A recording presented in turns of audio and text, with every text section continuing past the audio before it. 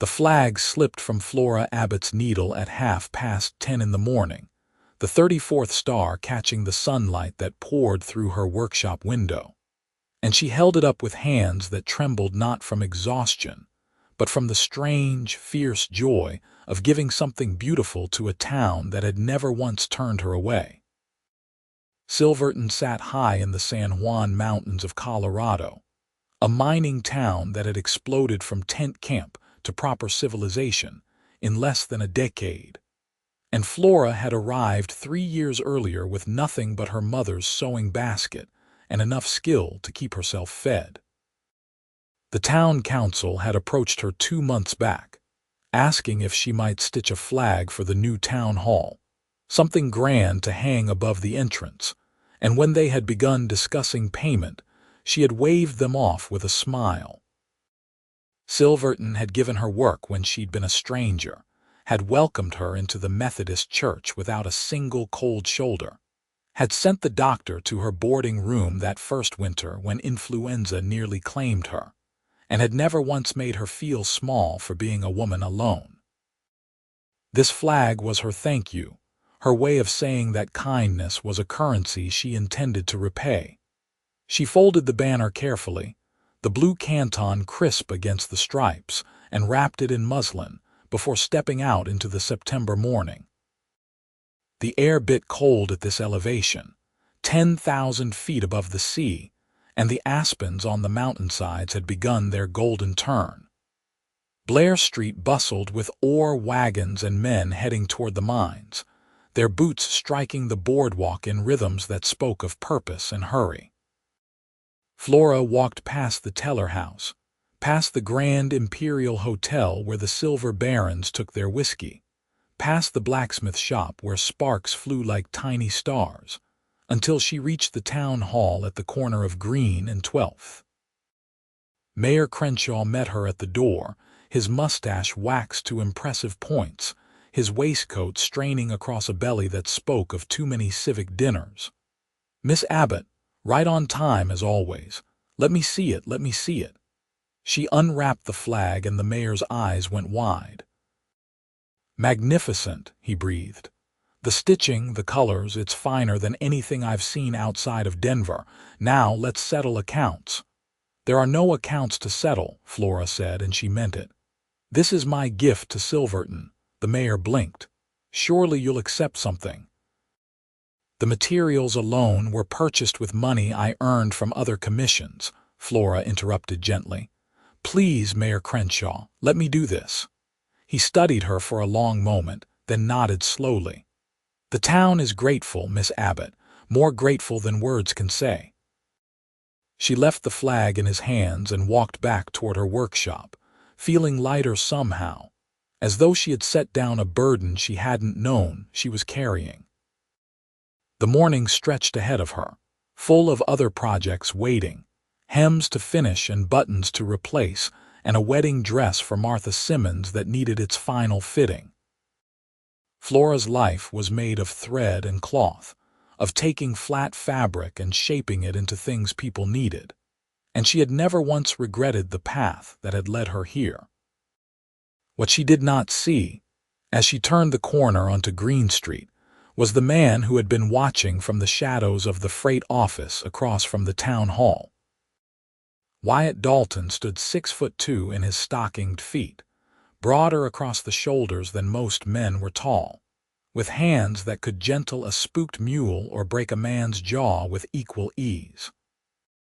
He wore his dark hair longer than fashion dictated, tucked behind ears that had heard every kind of talk the frontier had to offer, and his face was all hard planes and sharper angles, the kind of face that made strangers step aside without quite knowing why.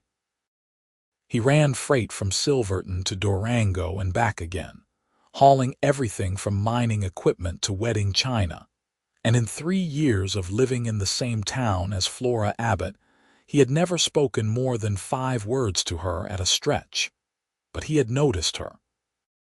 God help him, he had noticed her from the first week she had arrived, when she had been standing outside the general store looking lost, and he had watched her square her shoulders and walk inside with her head high despite the fear in her eyes. He had noticed the way she greeted everyone on the street, the way she never spoke ill of anyone, the way her hands moved when she worked, visible through her workshop window as he passed by on his freight runs. He noticed everything about her, filed it away in the silent spaces of his mind, and never once let on that she occupied his thoughts more than any woman had a right to. And now she had stitched a flag for the town hall and refused payment, and something in Wyatt's chest had pulled tight when he heard the mayor trying to pay her, and her gentle refusal. Generosity like that deserved recognition, deserved reward, and the fact that she wanted none made him want to give it to her all the more. He crossed the street to the town hall and climbed the steps 2 at a time. Mayor Crenshaw was still admiring the flag in his office, spreading it across his desk to examine the stitching. "Mr. Dalton," the mayor said, glancing up. "What brings you by Miss Abbott's flag?" Wyatt said, his voice rough from disuse. He didn't talk much, never had, found that most words were wasted air. "What would you have paid her?" The mayor named a figure. Wyatt pulled out his billfold and counted out 3 times that amount, laying the bills on the desk. "Give this to her. Don't tell her where it came from. Tell her the council voted to pay her anyway, that the work was too fine to accept as a gift. Can you do that?" Crenshaw stared at the money, then at Wyatt. "That's a great deal of cash, Mr. Dalton." "Can you do it?" Wyatt repeated. "I suppose I can." "But why?" "Because she earned it," Wyatt said, and walked out before the mayor could ask anything else. He had a freight run to make, 12 mules to harness and a wagon to load with stamping equipment bound for the Shenandoah mine. The work took his hands and his back but left his mind free to wander, and as he guided the team up the mountain road, he thought about Flora Abbott's smile when she had handed over that flag. There had been such satisfaction in her face, such quiet joy, and he wanted her to feel that way always. The thought unsettled him, made him snap at the lead mule harder than necessary, because wanting anything too much was a good way to lose it in this life. Flora received the money 3 days later, hand-delivered by Mayor Crenshaw with a carefully rehearsed speech about how the council had met in special session, and voted unanimously to compensate her despite her protests. That work of such quality could not go unrewarded. She had stood in her workshop doorway, staring at the cash in her hands, and felt a strange prickle of unease. The amount was generous, more than generous, almost absurdly so for a flag that had taken her 40 hours of work. "This is 3 times what the job was worth," she said slowly.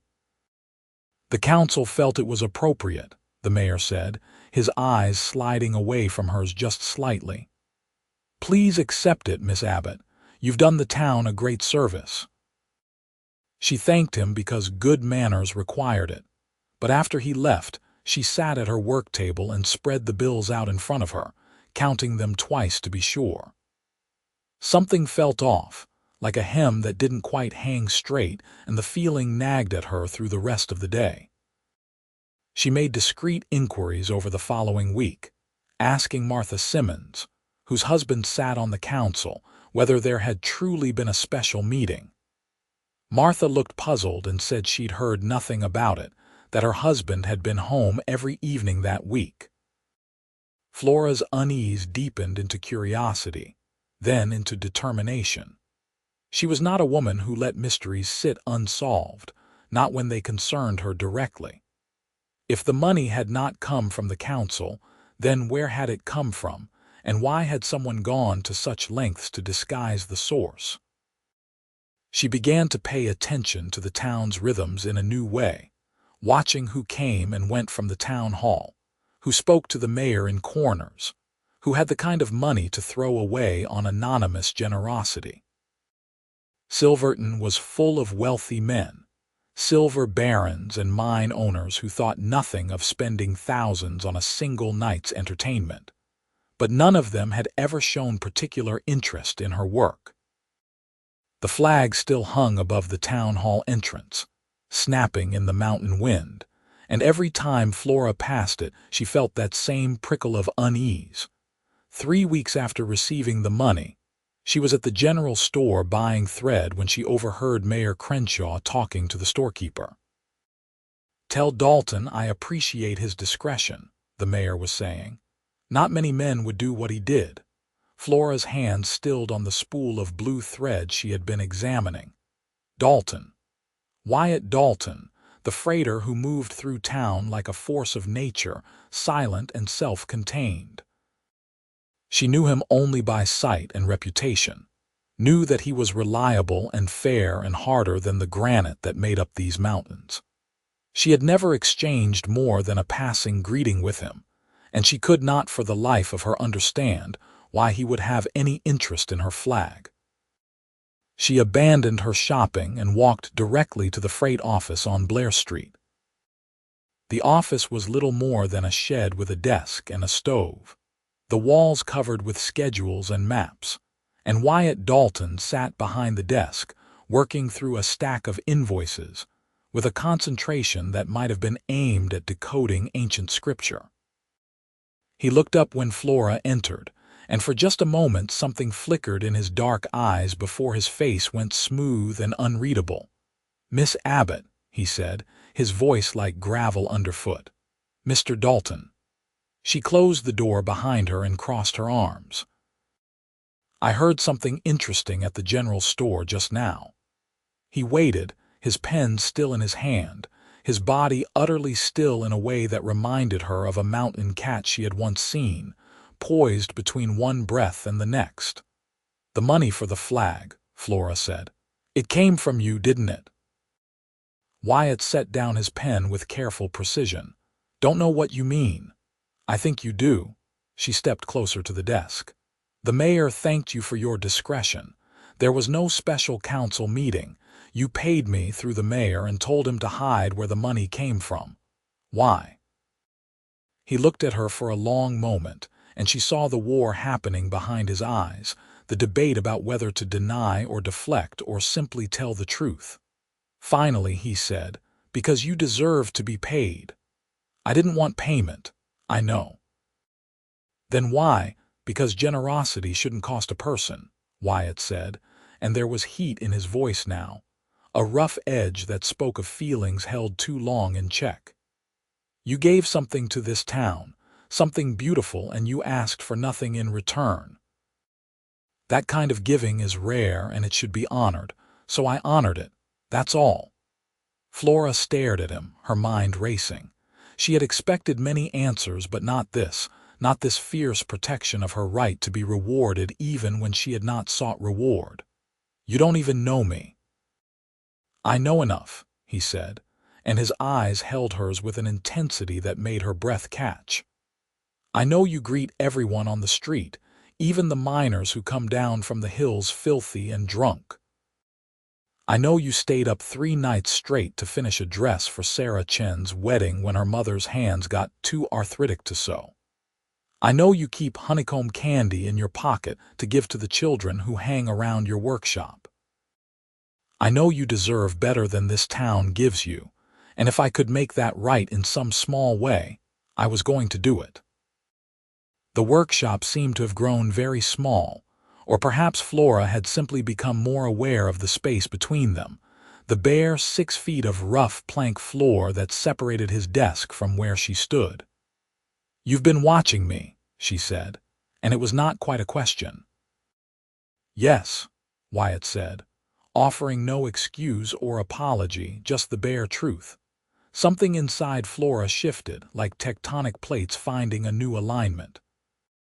She had been alone for so long, carving out her life in this mountain town with nothing but her skill and determination, and she had told herself she was content with solitude. But there was something in the way this man looked at her, something in the rough care he had shown by paying for work she had wanted to give freely, that made her realize she had been lying to herself about what she wanted. "Why didn't you just tell me?" she asked, her voice softer now. Because you would have given the money back. He stood up from behind the desk, unfolding to his full height, and Flora had to tilt her head back to keep her eyes on his. You would have been angry that I interfered. And you would have been right to be angry, because it wasn't my place to decide what you deserved. But I couldn't help myself. I saw you give that flag to the mayor, and I saw the joy in your face, and I wanted you to have something in return even if you didn't want it. Flora's heart was beating too fast, a hummingbird rhythm against her ribs. She had known loneliness, had made peace with it, but standing here in this cramped office with this man who barely spoke but saw everything, she realized that loneliness had only been waiting for the right person to break it. You're a strange man, Wyatt Dalton. I know, he said, and the corner of his mouth lifted in something that was almost a smile. She should have left then, should have thanked him and walked away, but her feet seemed to have grown roots through the floorboards. I don't know what to do with this information. You don't have to do anything with it. Wyatt's voice had gone quiet again, careful as though he were trying not to spook her. I didn't tell you because I wanted something from you. I told you because you asked, and I'm not a man who lies when the truth is called for. That's not what I meant. Flora took a breath, gathering her courage. I meant I don't know what to do with the fact that you've been paying attention to me, that you care enough to pay me in secret for work I didn't want payment for, that you notice things like honeycomb candy and late-night sewing. I don't know what to do with any of that. His eyes searched her face. What do you want to do with it? The question hung between them like a bridge, waiting to be crossed. Flora thought about her quiet life, her ordered days of thread and fabric, and the satisfaction of work well done. She thought about how many times she had seen Wyatt Dalton pass by her window on his freight runs, and never thought anything of it, beyond noting his presence. She thought about how different the world looked now that she knew he had been watching her with something more than casual awareness. I want to understand you, she said finally. I want to know why a man who barely speaks would go to such lengths for someone he's never had a real conversation with. Then have dinner with me, Wyatt said. Tonight, tomorrow, whenever you're willing. Let me try to explain it in more than stolen moments in a freight office. Flora should have said no. She should have thanked him politely and maintained the careful distance that had existed between them for 3 years. But there was something in his face, something vulnerable beneath all that granite hardness that called to her in a way she could not ignore. Tonight, she heard herself say. 6 o'clock. The hotel dining room. He nodded once slowly as though sealing a pact. I'll be there. She left the freight office in a daze, walking back toward her workshop without really seeing the street around her. The mountain air felt thinner somehow, or perhaps she was simply breathing faster, her mind turning over everything that had just happened. Wyatt Dalton had been watching her. Wyatt Dalton had paid her 3 times the value of the flag, because he could not bear to see generosity go unrewarded. Wyatt Dalton wanted to have dinner with her, wanted to explain himself, and Flora realized with a start that she wanted to hear that explanation more than she had wanted anything in a long time. The rest of the day passed in a blur of work that her hands completed while her mind was elsewhere.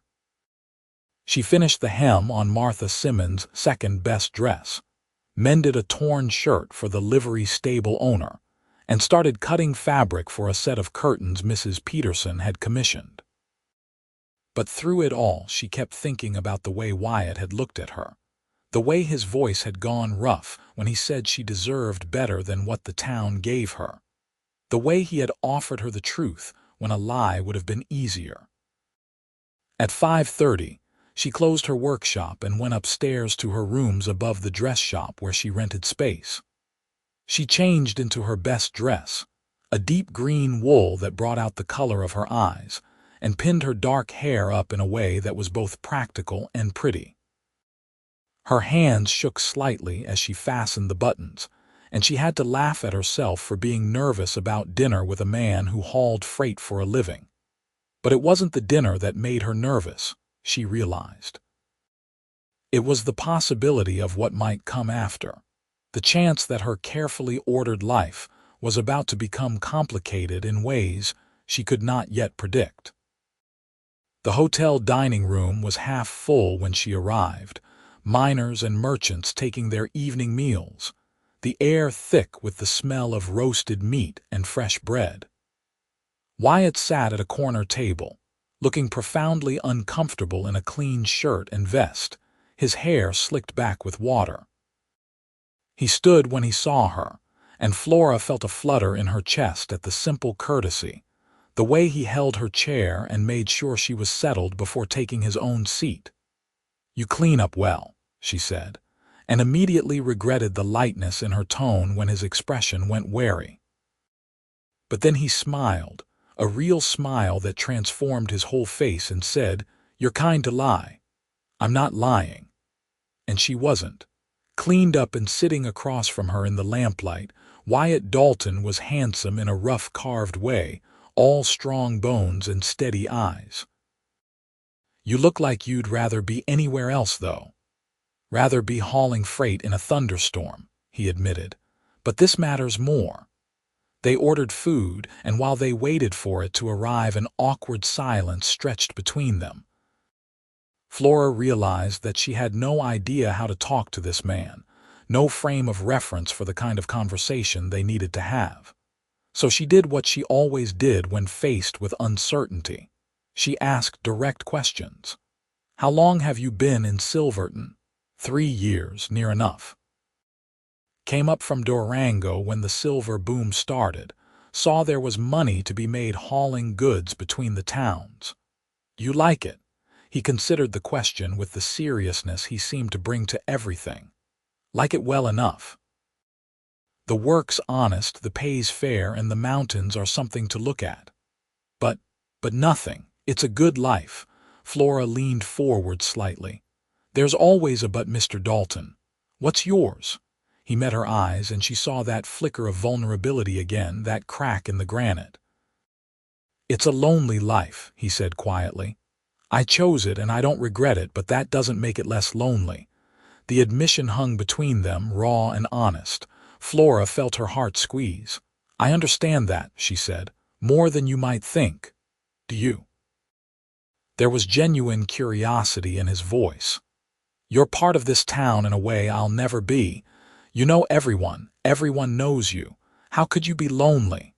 "Knowing people and being known are different things," Flora said.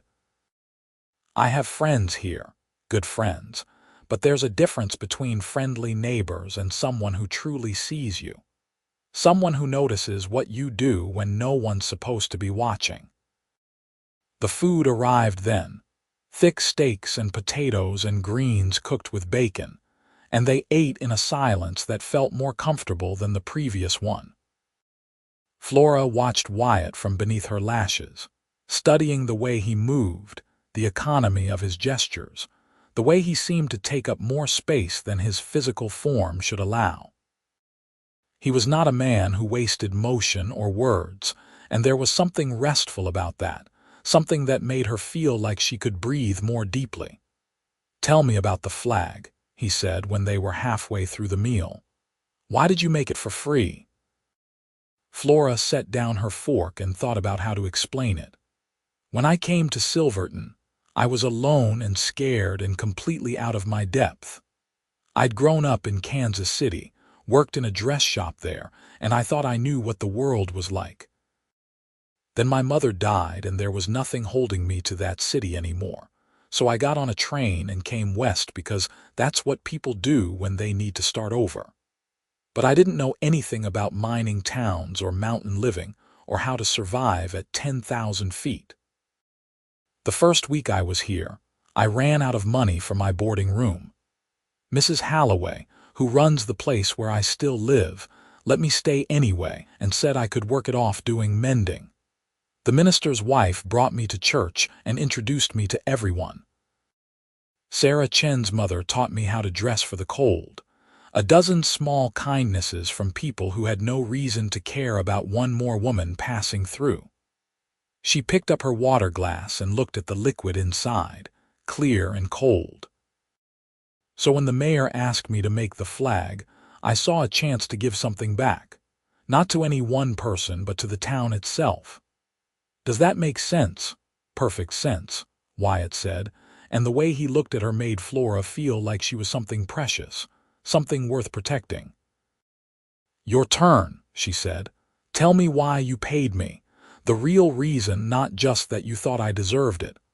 Wyatt set down his knife and leaned back in his chair, his eyes distant. My father was a generous man, he said slowly. Too generous, some would say. He'd give you the shirt off his back if you asked, and half the time he'd offer it before you could ask. Drove my mother mad, the way he'd come home without his coat because he'd given it to someone standing in the cold, or without money for groceries because he'd handed it to a widow who couldn't make rent. We were poor because of his generosity, lived hand to mouth most of my childhood. He paused, his jaw working. But I never saw him regret it, not once. He died when I was 16, caught pneumonia after giving his coat to a stranger, and at his funeral there must have been 100 people who came to pay respects. People whose lives he'd touched, who he'd helped when they needed it most. My mother was angry about it for years, said his generosity had killed him.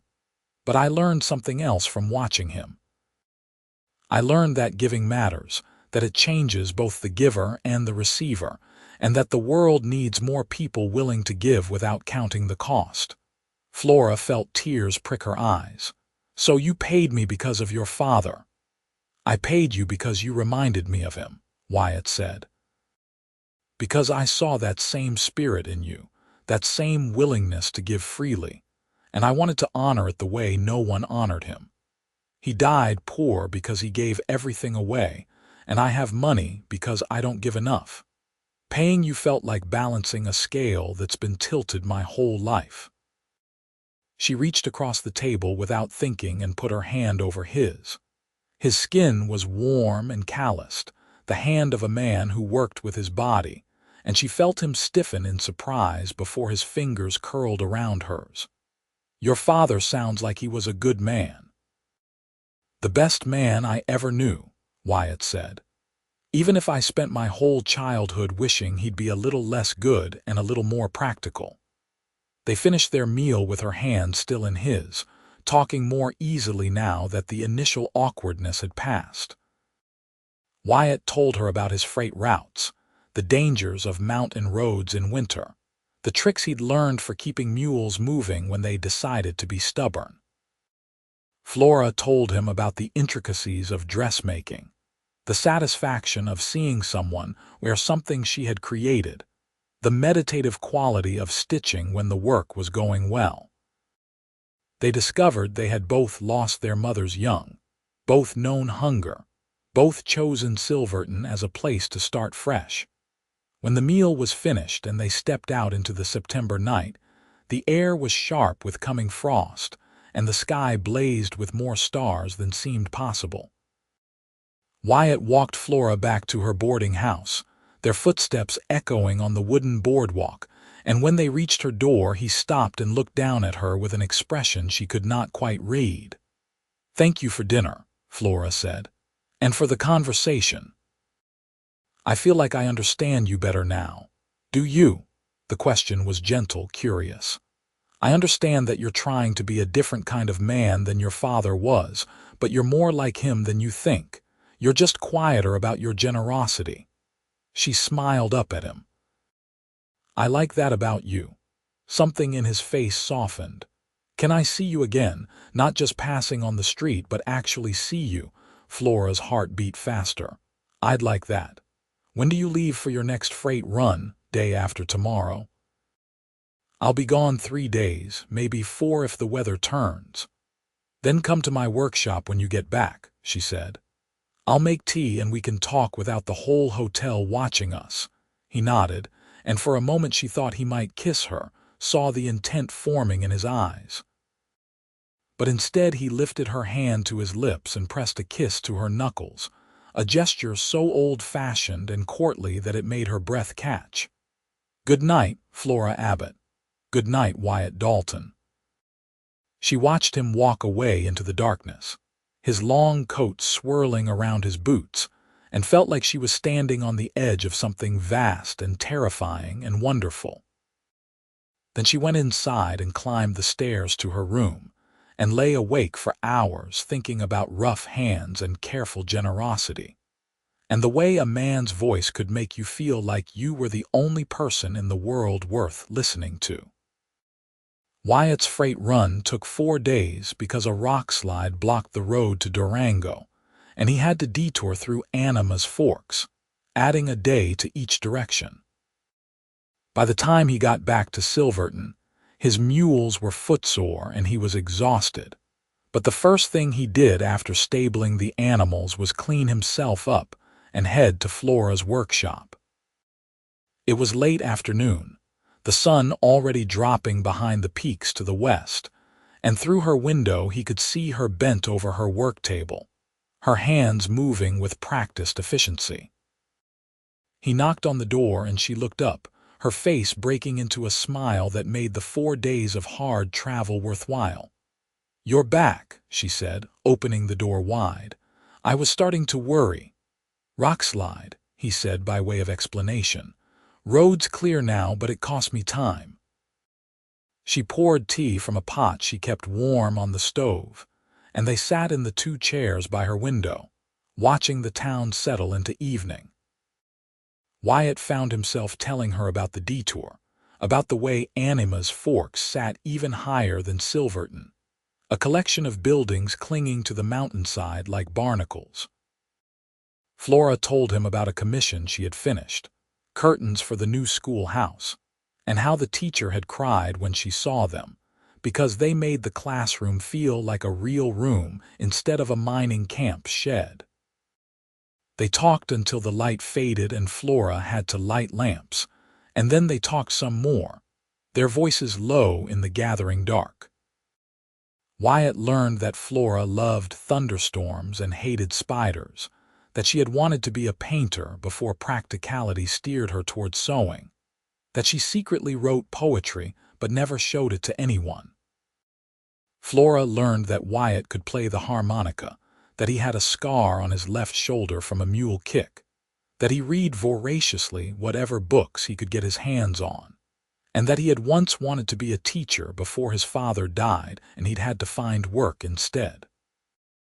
"We're both living second-choice lives," Flora observed, and there was no sadness in her voice, just recognition.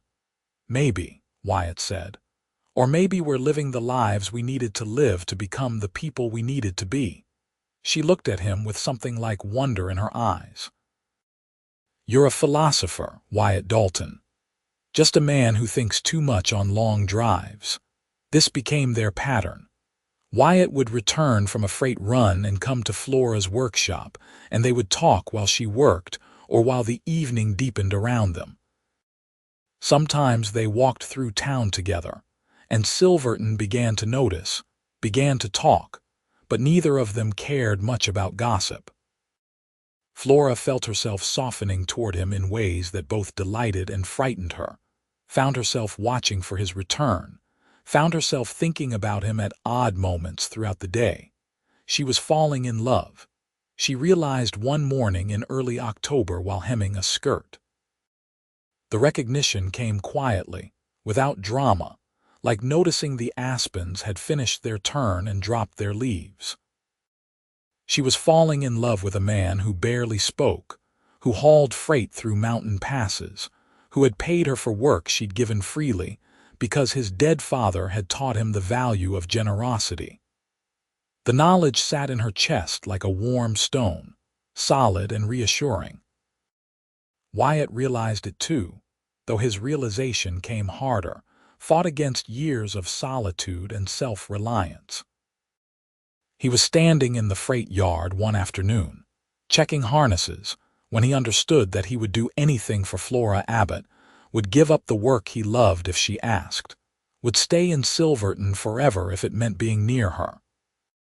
The understanding staggered him, made him sit down on a crate and put his head in his hands. He had never wanted anything this badly, never let himself be this vulnerable, and it terrified him in a way that mountain storms and treacherous roads never had. But terror did not make him run. Instead, that evening he went to Flora's workshop carrying a small wooden box he had commissioned from the carpenter in Durango. When she opened the door, he held it out to her without preamble, his hands steady even though his heart was racing. "What's this?" she asked, taking the box. "Open it." Inside, nestled in velvet, was a silver thimble engraved with a pattern of mountain peaks. Flora lifted it carefully, her fingers trembling. "Wyatt, this is beautiful. You're always pricking your fingers," he said gruffly. "Thought you should have something better than that brass one you use." But they both knew it was more than that, knew that this was a declaration wrapped in practical purpose. Flora slipped the thimble onto her finger and looked up at him with eyes that shone in the lamplight. "Thank you, but you know you don't have to buy me things, right? I'm not here because of gifts." "Why are you here?" The question came out rougher than he intended, edged with vulnerability. "Because when I'm with you, I feel like I'm exactly where I'm supposed to be," Flora said simply. "Because you see me, really see me, and because I think I see you too. Because you make me want things I'd convinced myself I didn't need." Wyatt crossed the workshop in 2 strides and pulled her into his arms, and Flora came willingly, her hands fisting in his shirt.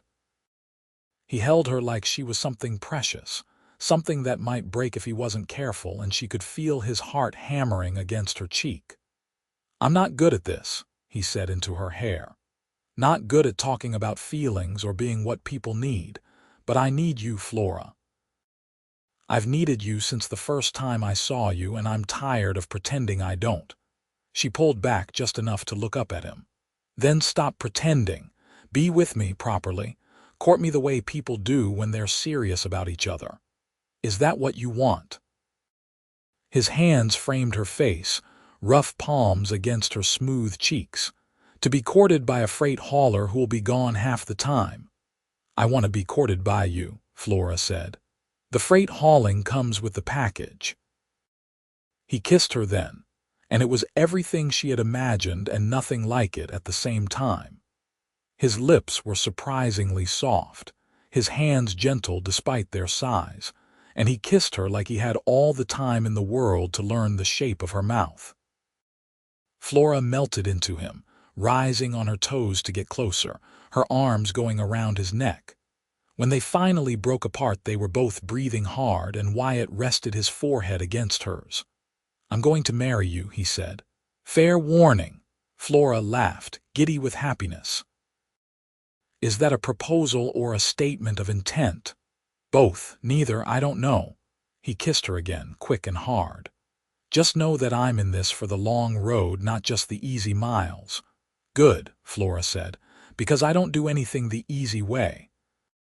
They courted through the fall and into the winter, and Silverton watched with approval as the solitary freighter and the generous seamstress built something real between them. Wyatt brought Flora gifts from his travels, small things that showed he was thinking of her. A book of poetry from the Denver shops, ribbon in a color that matched her eyes, a tin of fancy tea from a trader who'd gotten it from San Francisco.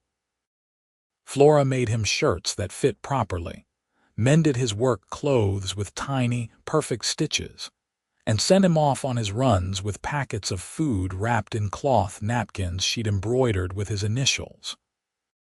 The town saw them walking together on Sunday afternoons, saw the way Wyatt's face softened when Flora laughed, saw the way Flora lit up when she spotted him returning from a run.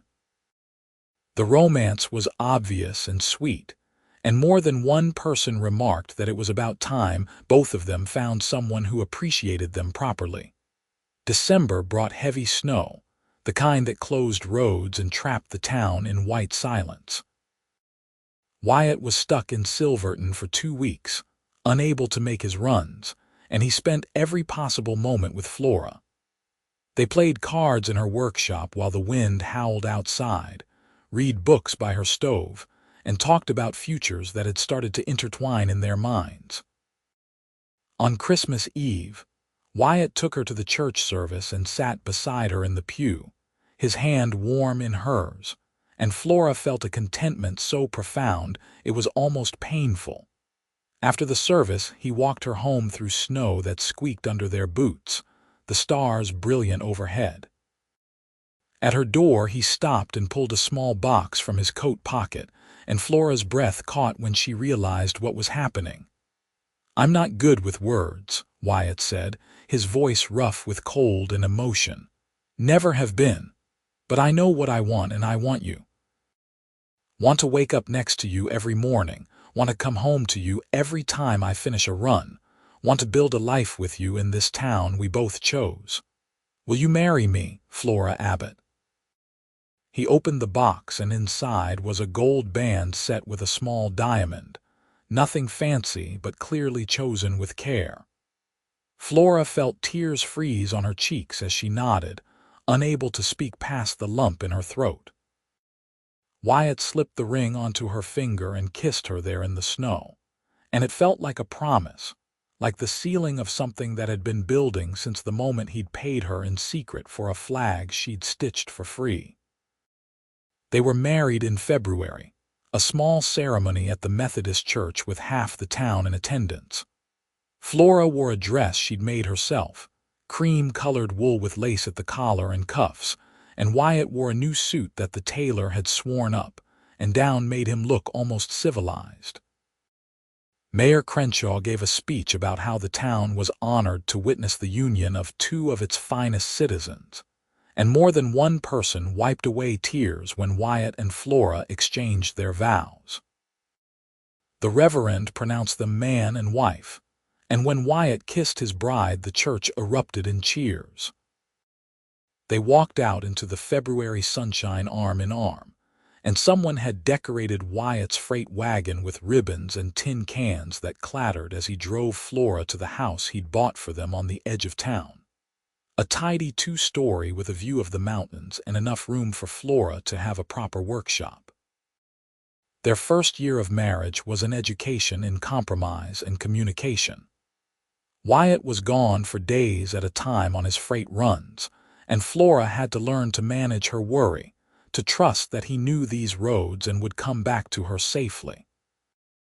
Wyatt had to learn to share his space, to let Flora rearrange their home and fill it with the small comforts that made a house something more.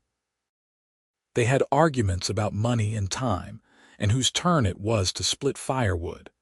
But they also had long conversations by the fire, nights when they held each other and talked until dawn, mornings when Flora sent Wyatt off with kisses that sustained him through lonely mountain passes. Flora's reputation as a seamstress continued to grow, and commissions came from farther afield, towns along Wyatt's freight routes where word had spread about the quality of her work. She began making flags for other town halls, for churches, for civic buildings across the territory, each one stitched with the same care she'd given to that first Silverton banner. People said her flags flew straighter, lasted longer, looked brighter than anyone else's, and Flora took quiet pride in the work even as she protested that she was only doing what any good seamstress would do. Wyatt saw opportunity in his wife's growing fame. He started carrying her completed flags on his freight runs, delivering them personally, and handling the business side that Flora had no patience for. He negotiated prices, collected payments, and brought back new commissions, and slowly they built something neither of them had expected. A partnership that went beyond marriage, a business that let Flora's talent reach beyond Silverton's borders. They talked about children occasionally, hypothetically, but both seemed content with the life they had built. Flora loved her work too much to step away from it for the demands of motherhood, and Wyatt liked having her to himself, liked the freedom of their life together. It was a choice that puzzled some of the town's more conventional citizens, but Flora and Wyatt had never been particularly concerned with convention. 2 years after their wedding, the territorial government announced plans for a new courthouse in Silverton, a grand building that would serve the growing region. The commission for the flags, both the American banner and the territorial flag, went to Flora without question, and she spent 3 months creating what would become her masterwork. She stitched the American flag first, each star and stripe perfect, the colors rich and true. Then she turned to the territorial flag, researching the symbols, sketching designs, finally settling on something that captured both the grandeur of the mountains and the determined spirit of the people who'd come to tame them. Wyatt watched her work with quiet awe. He'd seen her stitch hundreds of pieces by now, but there was something different about these flags, a level of devotion that went beyond craft into art. She worked late into the night, her fingers flying, her face intent, and when she finally finished, she sat back and looked at her creation with satisfaction. "It's perfect," Wyatt said from the doorway, where he'd been watching without her noticing. Flora startled, then smiled. "You're prejudiced." "Maybe. Doesn't make it less true." He crossed the workshop and put his hands on her shoulders, kneading the tense muscles. "The whole territory's going to see these flags and know who made them. You're going to be famous, Flora Dalton." "I don't want to be famous," she said, leaning back against him. "I just want to make things that matter." "You do. Every day."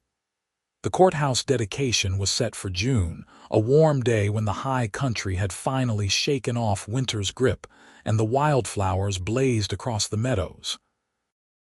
The whole town turned out for the ceremony, along with territorial officials from Denver and representatives from every mining camp and settlement in a 50-mile radius. The courthouse stood at the top of Green Street, a 3-story brick edifice that spoke of permanence and civilization, and above its entrance waited the bare flagpole where Flora's work would soon fly. The mayor gave a speech about progress and justice, about how Silverton had grown from tent camp to proper town in barely more than a decade. The territorial governor talked about the promise of Colorado, the wealth being pulled from the mountains, the bright future ahead.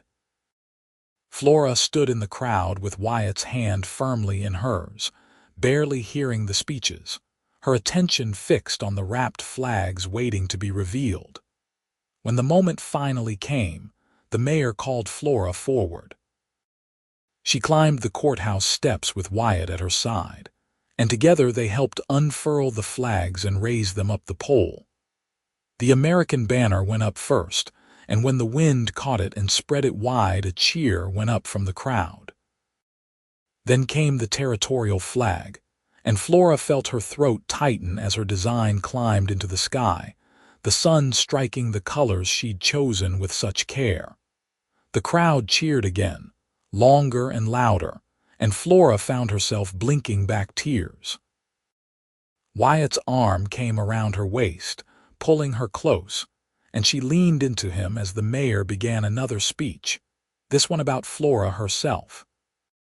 He talked about how she'd made the first flag for the town hall for free, about how her generosity had sparked a tradition, about how her work now flew over buildings across the territory. He talked about the mysterious payment she'd received, and Flora glanced up at Wyatt to find him watching her with a small smile. "I never told anyone," she whispered. "Didn't have to," he whispered back. "Town figured it out eventually. People here notice things." The ceremony concluded with a reception inside the new courthouse, tables laden with food and drink, the crowd mingling and congratulating Flora until she felt overwhelmed by the attention. Wyatt stayed close, his solid presence a comfort, occasionally steering her toward a quiet corner when he could see she needed a moment to breathe. They slipped outside eventually, walking around to the back of the building where they could see the flags snapping in the breeze from below. "They're beautiful," Flora said, watching the play of light on fabric. even more beautiful than I imagined they'd be. They're part of the landscape now, Wyatt said. People are going to look at this courthouse for decades, maybe longer, and they're going to see your work. That matters, Flora. That lasts. She turned to face him, this man who had paid her in secret, who had seen her when she thought herself invisible, who had built a life with her that was richer than she'd ever dreamed possible. None of it would have happened without you. You know that, right? If you hadn't paid me for that first flag, if you hadn't shown me that my work was worth more than I thought, I never would have had the confidence to take commissions from other towns. You started all of this. Wyatt shook his head. You started it when you decided to give something to the town. I just made sure you got what you deserved in return. The rest is all you, Flora. Your talent, your work, your generosity. Our generosity, she corrected, rising on her toes to kiss him. Everything I am now, I am because you saw me. He held her there behind the courthouse while the celebration continued inside, the flags flying overhead like bright declarations of hope. And Flora thought about all the paths that had led them to this moment. The loneliness they'd both carried, the kindness of strangers in a mountain town, the secret payment that had sparked a conversation, the slow building of trust and affection into love. It had all been necessary, every step, every choice, every moment leading to here. Years passed, and Silverton continued to grow.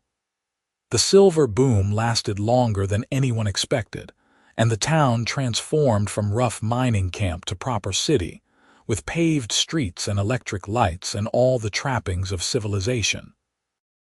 Through it all, Flora's flags flew above the important buildings, weathering sun and snow and wind, and when they finally wore out, she stitched new ones to replace them. Her workshop expanded into a proper shop with 2 assistants to help with the overwhelming demand. But she still did all the flag work herself, still insisted on perfection in every stitch. Wyatt eventually expanded his freight business into a full shipping concern, with multiple wagons and drivers, though he still took runs himself because he couldn't quite give up the freedom of the road. But he always came home to Flora, to the house they'd filled with books and comfortable furniture and the accumulated treasures of a shared life. They traveled together when they could, taking trips to Denver and Santa Fe, once all the way to San Francisco, where Flora marveled at the ocean, and Wyatt admitted the mountains were better. They never had children, and they never regretted it. Their life together was full in ways that had nothing to do with parenthood, rich with work they loved, and each other's company, and the deep satisfaction of partnership.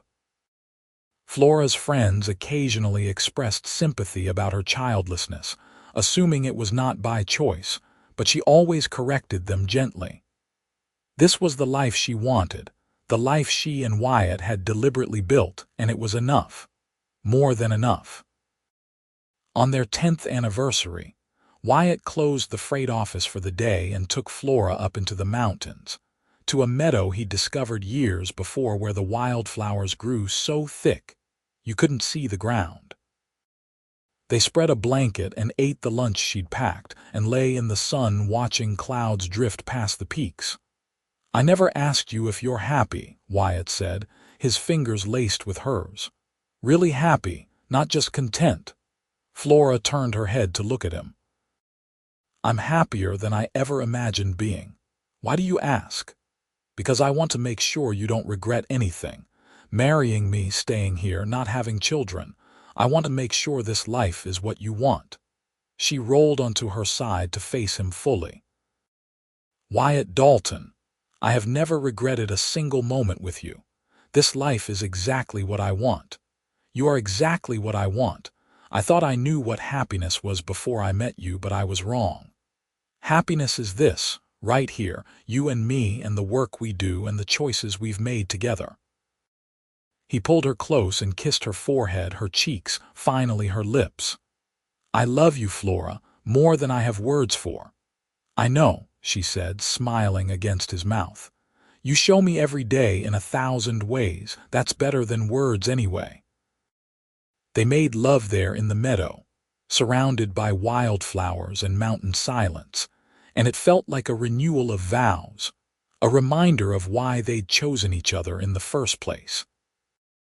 Afterward they lay tangled together, drowsy and content, and Flora thought about the flag she'd stitched 5 years ago, the one that had started everything. It still flew above the town hall, weathered but sturdy, a symbol of generosity that had been repaid threefold and transformed into something neither she nor Wyatt could have predicted. 15 years after their wedding, the territorial government announced that Colorado was being considered for statehood. The news electrified Silverton and every other town in the territory, and Flora received a letter from Denver asking if she would be interested in submitting a design for the state flag, should statehood be granted. She spent weeks researching, sketching, trying to capture the essence of what Colorado meant to her and to everyone who'd chosen to make lives in this wild, beautiful place. Wyatt watched her work with the same quiet pride he'd always shown, offering opinions when asked, but mostly just providing steady support. When she finally settled on a design, a bold C surrounding a golden disc, set against red and white stripes that echoed the American flag, he was the first person she showed it to. "What do you think?" she asked, nervous in a way she rarely was anymore. He studied the design for a long moment. "I think Colorado would be lucky to have it. I think you've captured something true here, something that'll make people proud to see it flying." "But do you like it?" "I love it," he said simply. "Just like I love everything you make because you put your whole heart into it." She submitted the design, and months of waiting followed. Statehood came through in 1876, and when the decision was announced about the flag design, Flora was in her workshop working on a commission for a church in Ouray. Wyatt burst through the door waving a telegram, his usually composed face split by a grin. "They chose it," he said. "Flora, they chose your design. You're going to be the woman who made the Colorado state flag." She stood slowly, not quite believing it. "Are you sure? Read it yourself." He handed her the telegram, and she read it 3 times before it sank in. Her design, the one she'd agonized over for weeks, was going to represent the entire state. Every government building, every school, every place that wanted to show Colorado pride would fly a flag based on her work. "Oh my God," she whispered. And then Wyatt was swinging her around the workshop, both of them laughing, and she felt like she was flying just like those flags would fly, free and bright and impossible to ignore. The commission to make the first official state flags went to her, of course, and she spent 6 months stitching dozens of them, each one perfect, each one carrying her mark. They were sent to Denver, to Pueblo, to Colorado Springs, to every county seat and major town. Flora's reputation, already considerable, became legendary. She was the woman who'd made the flag, the woman whose design would outlive her by generations, and though she remained humble about it in public, in private she glowed with the satisfaction of work that truly mattered. Wyatt's shipping business thrived alongside her fame.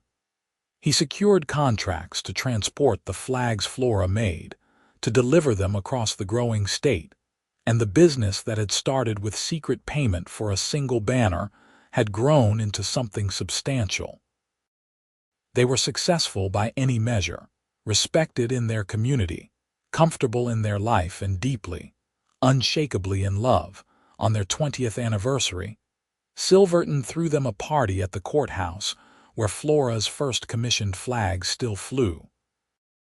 The whole town came out to celebrate, bringing food and music and testimonials about how the Daltons had shaped their community.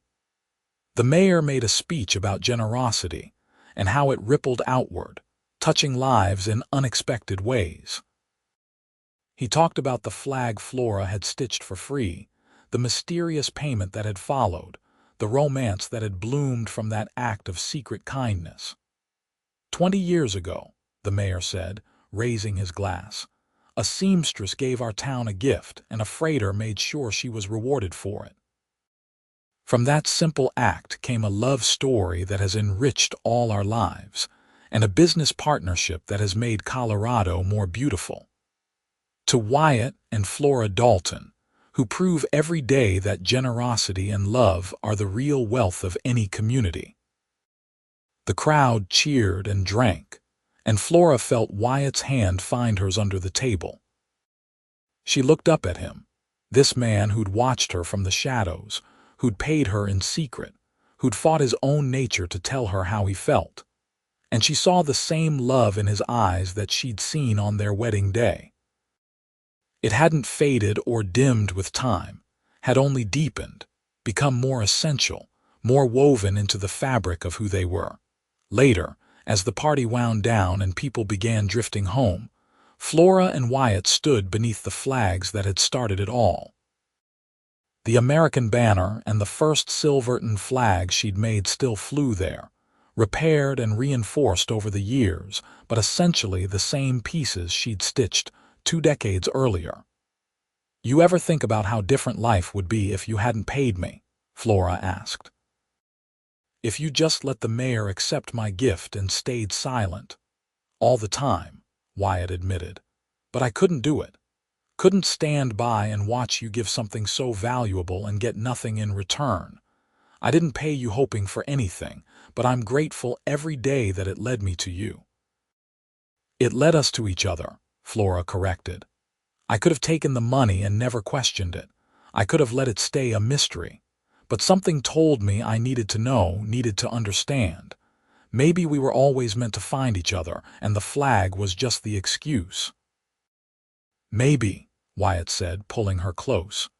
"Or maybe the world rewards people who pay attention, who act on what they feel even when it scares them. I saw you and I couldn't look away. I saw your generosity and I wanted to protect it.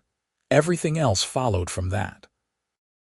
They stood there in comfortable silence, watching their flags snap in the mountain wind. Around them, Silverton glowed with lamplight, a city now instead of a mining camp, permanent and prosperous and home.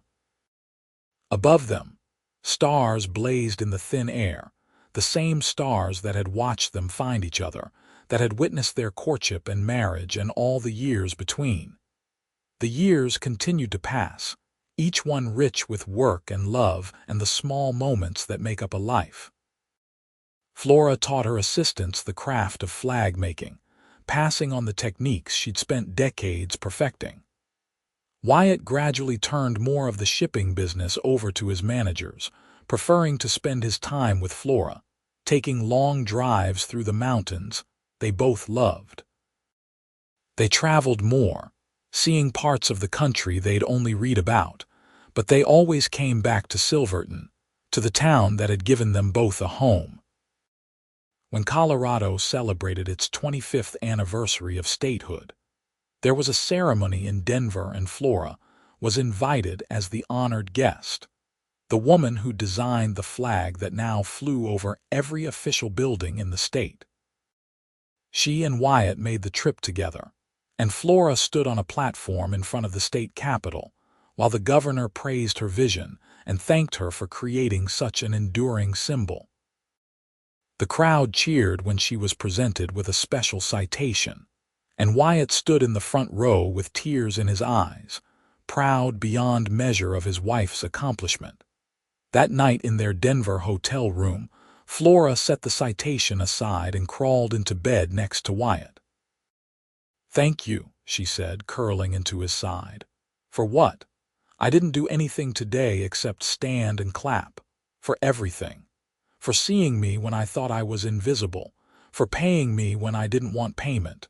For fighting through your own silence to tell me how you felt.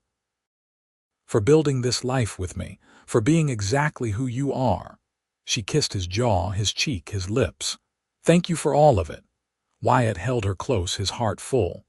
Best decision I ever made, paying you for that flag. Changed my whole life.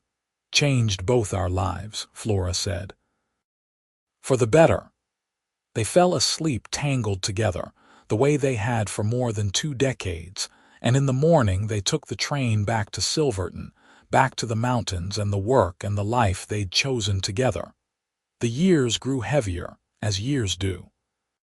Flora's fingers weren't quite as nimble as they'd been, and Wyatt's knees complained on cold mornings, but they adapted, made accommodations, kept working because work gave their lives meaning. Flora's flag still flew over Colorado, still marked important buildings and ceremonies, still carried her legacy forward. Wyatt's shipping company continued to operate, now run mostly by younger men but still bearing his name, still operating on the principles of fairness and reliability he'd established. On their 30th anniversary, they returned to the meadow where they'd spent their 10th, where the wildflowers still bloomed as thick as ever. They were slower climbing the mountain now, their breathing harder in the thin air, but the view was just as spectacular and the meadow just as beautiful. They spread their blanket and sat in the sun, holding hands and remembering 3 decades of shared life. I think I knew, Flora said suddenly. When the mayor gave me that money, I think part of me knew it wasn't from the council. The amount was too specific, too generous. I think I knew someone had interfered, and I think I wanted to find out who because I was looking for a reason to connect with someone. I was lonely, and the mystery gave me permission to reach out. Wyatt considered this. You never said. I didn't know I knew, not consciously. But looking back, I can see it. I wanted it to be you, even though we'd never talked. I'd noticed you too, watching me, and I told myself it didn't mean anything. But when I found out about the money, suddenly it gave me an excuse to talk to you. To see if what I'd felt watching you watch me was real. It was real, Wyatt said quietly. Most real thing I've ever known. They made love again in that meadow, slower and gentler than they had 20 years before, but no less meaningful. Afterward they lay in the flowers and talked about the life they'd built, the work they'd done, the choices they'd made. Neither of them regretted anything, not the lack of children, not the years of hard work, not the decision to stay in Silverton when they could have moved to easier places. This was their life, chosen and built together, and it had been exactly right. More years passed. Flora's hands finally forced her to stop sewing, arthritis making the fine work impossible, and she turned her business over completely to her well-trained assistants. Wyatt sold the shipping company to one of his managers, a young man who'd started as a mule driver and worked his way up. They retired together, spending their days reading and walking and sitting on their porch watching the town move around them. Silverton continued to change. The silver eventually played out and the population shrank, but the town survived, adapting to tourism and ranching, and the sheer stubbornness of people who'd invested too much to leave. Flora's flag still flew. The state flag she'd designed still represented Colorado, and people still pointed to the Daltons as examples of what a good marriage looked like, what a good partnership could achieve. On their 40th anniversary, the town held another celebration, smaller than the 20th but no less heartfelt. Flora and Wyatt sat at a place of honor while friends and neighbors toasted them, told stories about flags and freight, and a love that had started with secret generosity. The current mayor presented them with a framed copy of that original Silverton flag, the one Flora had made for free all those years ago, carefully preserved and mounted. 40 years ago, the mayor said, this flag brought 2 people together.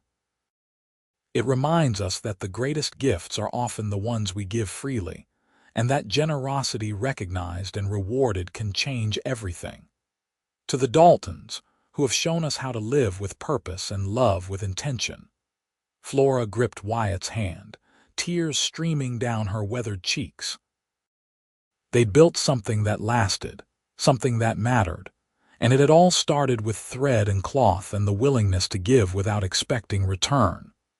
She looked at the flag, at the careful stitches she'd made so long ago, and felt the same fierce joy she'd felt when she'd finished it. Creating beauty, spreading generosity, loving fully, these were the things that lasted, the things that echoed forward through time. That night in the house they'd shared for 40 years, Flora and Wyatt lay in bed and talked like they had on their wedding night, their voices low in the darkness. They talked about the past and the present, about memories and moments, about all the small ways they'd chosen each other every day for 4 decades. "I'd do it all again," Wyatt said. "Every moment, every choice. I'd pay you for that flag 1,000 times over if it meant having this life with you." "And I'd track you down 1,000 times," Flora said, her hand finding his in the dark. "I'd confront you in that freight office and demand answers because you were worth pursuing. You are worth pursuing." They fell asleep holding each other, the way they'd done for 40 years, and their breathing synced in the darkness, 2 hearts beating in the same rhythm. The seasons turned and turned again. Flora and Wyatt grew older, moved slower, needed more help with daily tasks. But they remained sharp in mind, remained engaged with the world, remained devoted to each other with a steadiness that awed everyone who knew them. They attended town functions when they could, always sitting together, always holding hands, always exchanging glances that carried decades of private communication. When Silverton decided to renovate the old town hall, there was never any question about what to do with Flora's original flag. It was removed carefully, preserved properly, and installed in a glass case in the town's small museum with a plaque explaining its history and the love story that had grown from it. Flora and Wyatt attended the dedication, both using canes now but both standing straight and proud as the curator explained the significance of the piece. "This flag represents the best of what we can be," the curator said. "Generosity met with generosity, kindness rewarded, and love found in unexpected places. It reminds us that the things we do matter, that our choices ripple outward in ways we can't predict, and that sometimes the smallest act of care can change everything." At the new courthouse, Flora's flag still flew, replaced every few years but always made to her original design. The state flag still represented Colorado, a symbol recognized across the nation. Flora's legacy was secure, woven into the fabric of her adopted home, and she felt a deep contentment knowing that her work would outlive her, would continue speaking for her long after she was gone. On a golden September afternoon 50 years after that first flag, Flora and Wyatt sat on their porch watching the aspens turn. They were both in their 70s now, worn by time but unbroken, their love as solid as the mountains that surrounded them. Flora leaned against Wyatt's shoulder, her head fitting into the hollow of his neck like it always had, and they watched the town move below them. 50 years, Flora said softly. "Since I stitched that flag. Can you believe it?" "Feels like yesterday and forever at the same time," Wyatt said, his arm around her shoulders. "Best 50 years of my life." "Mine too."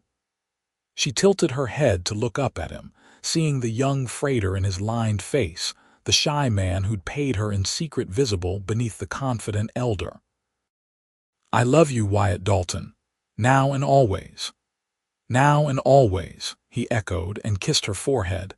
They sat there as the sun dropped toward the peaks, painting the sky in shades of orange and gold and deep purple.